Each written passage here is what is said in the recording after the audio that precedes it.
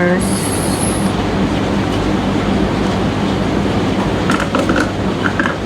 Kenapa awak susah nak terima ya?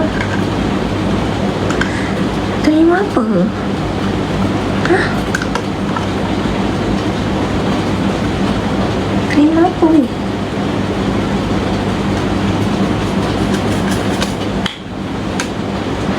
Terima apa? Orang mana ni? Perak. Terima bunga ros. Mana bunga ros? Tak ada pun bunga ros dekat saya.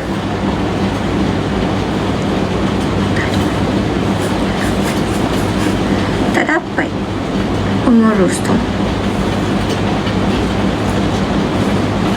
Berdiri weh, tak nak berdiri. Risau berdiri. Okay, thank you bagi bunga ros. Thank you. Terima kasih. Terima kasih bagi donat. Terima kasih. Thank you. Saya tak follow lelaki. Sorry. Saya memang tak follow lelaki. Bukan bunga ros, bunga ros. No, saya tak ambil bunga betul. Saya ambil bunga gift sahaja. Hai wahai wadidau.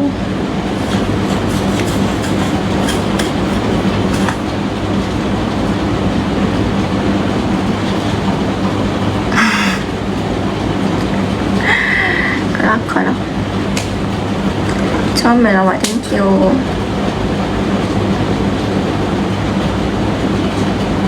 Sekarang kau apa? Lagi beberapa minit saya dah naik. Bye korang. Duit pun tak terima juga ke? Duit saya tak terima. Bye. Awak tak kenal saya ke? Tak. Siapa Rio? Siapa Rio? Hah? Siapa? Sorry, saya tak kenal.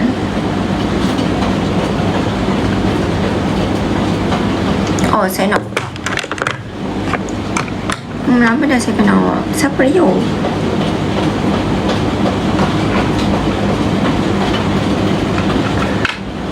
Siapa?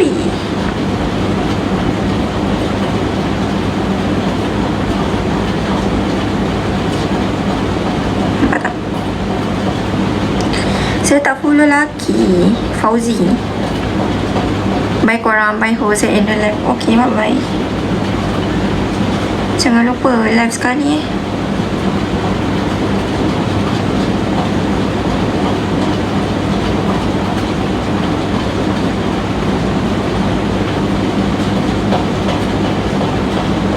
nampak tau. Bye.